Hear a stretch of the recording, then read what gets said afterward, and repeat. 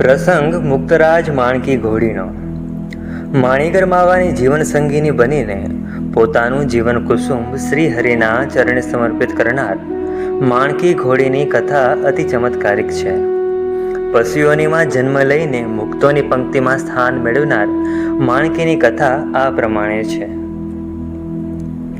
ગામ જસદણમાં કાંઠી દરબારોને ત્યાં એક દૈવી ઘોડી હતી. સારાએ કચ્છ, ઝાલાવાડ અને કાઠિયાવાડમાં સુપ્રસિદ્ધ થવા લાગી હતી. કચ્છમાં એક મિયાણો હતો અને તે અઠંગ ચોર હતો.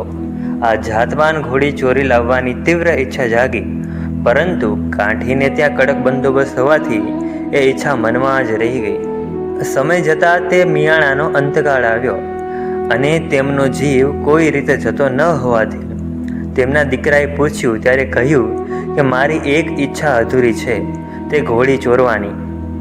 અને તેના દીકરાએ પ્રતિજ્ઞા કરી, તે કામ હું પૂર્ણ કરીશ. ત્યારે તેનો જીવ છૂટ્યો. બાદમાં તેનો પુત્ર જસદણ દરબારને ત્યાં નોકરીએ રહી ઘોડી સાચવતો અને વિશ્વાસ પ્રાપ્ત કરી મોકો મળીએ તે ઘોડી ચોરીને કચ્છ તરફ જતો રહ્યો. એક દિવસ ઘોડીને દરિયા કિનારે ઘાસ ચરવા મૂકી હતી. ત્યાં દરિયામાંથી એક દેવતાએ જળઘોડો બહાર આવ્યો અને આ ઘોડી સાથે સંગ કર્યો.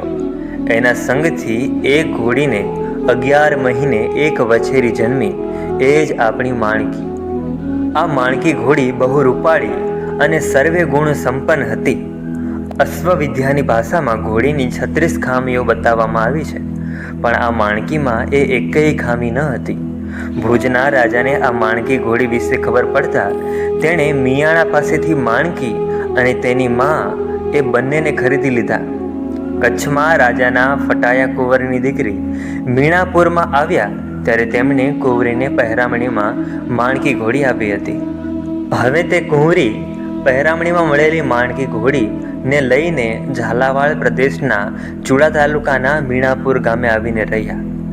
આ માણકીના વખાણ શ્રીજી મહારાજે સાંભળ્યા ને સુરાખાચર પાસે તપાસ કરાવી. ગામ ભેંસજાળના કાયાજી બાપુ સુરાખાચરના પરમ મિત્ર હતા.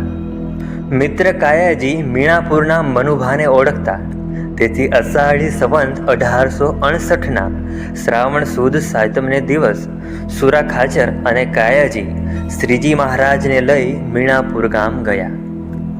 આ બાજુ માણીકર માવો પાતળીઓ પરમેશ્વર ભગવાન સ્વામિનારાયણ એ મનુભાના ફળિયામાં પ્રવેશ્યા કે માણકીને જુગ જૂની ઓળખાણ હોય તેમ રણકતી રણકતી આવકાર દેવા લાગી. માણીકર અને માણકીની 4 આંખો એક થઈ. એ અબોલ પ્રાણીની આંખમાંથી હેતના ટપ ટપ આંસુ ખર્યા. માણકીના થનાર અસવાર શ્રીજી મહારાજે ઝટપટ માણકી પાસે જઈ માથે જમણો હાથ મૂક્યો. કેસવાળી સવારીને માણકીને હૈયે સાતાવાળી. મનુભા હાજર ન હતા, પણ તેમની 10 વર્ષની નાની દીકરીએ મહારાજને જોયા અને વંદન કરીને કહ્યું, બાપુ ઘેર નથી, પણ શા માટે આવ્યા છો એ કહો. 10 વર્ષની બાળાના આવા મીઠા વચનો સાંભળી અને તેનો નમ્રતાનો ભાવ જોઈ સુરાખાચરે કહ્યું કે અમારે આ માણકી ઘોડી ભગવાન સ્વામિનારાયણને આપવી છે. ત્યારે મનુભાની નાનકડી દીકરી મોંઘીબા કહે, એમાં શું, ભગવાનને જોઈતી હોય તો હું આપું.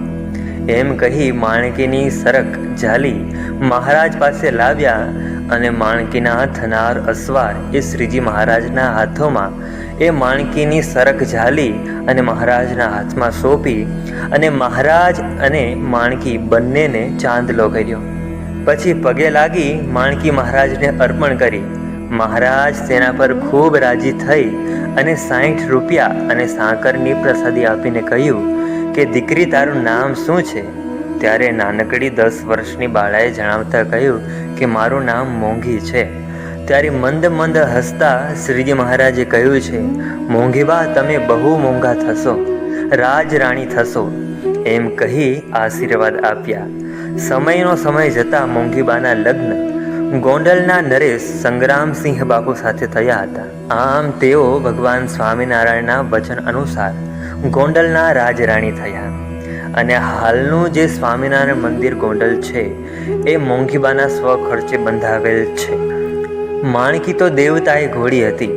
માણકી મહારાજની મરજીને જાણીને જ ચાલતી અલબેલા ઘણીવાર માણકીને નચાવતા અને જાત જાતની ઠેક કડા ગતિ મરોડ કુદાન વગેરે બતાવતા અને ગરુડની ગતિનો મદ હરી લે તેમ માણકી ચાલતી. ગરદ લાજ લોપી માણકીએ સોઈ કહીને પ્રેમાનંદ સ્વામીએ તેની ગતિની પ્રશંસા કરી છે.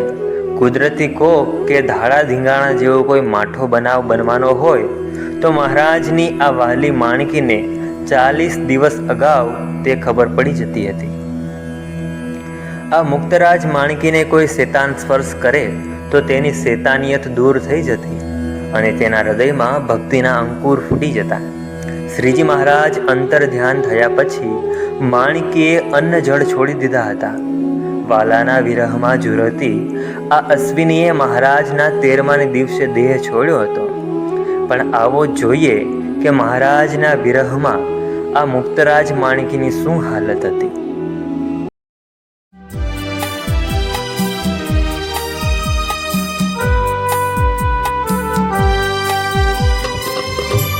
ચાત્રક સરખી ટેક રાખીને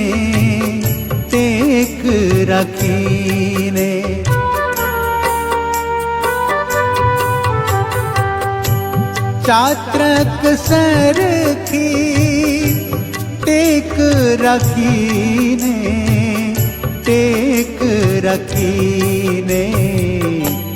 માત્ર નિહાળ્યા ભગવાન હો, માત્ર નિહાળ્યા ભગવાન. જ્યારે જાણ્યું ગયા તા જીવન પ્રાણ હો, માણકીએ છોડ્યા તે દી પ્રાણ હો. મુક્તાત્મા હે મહાન.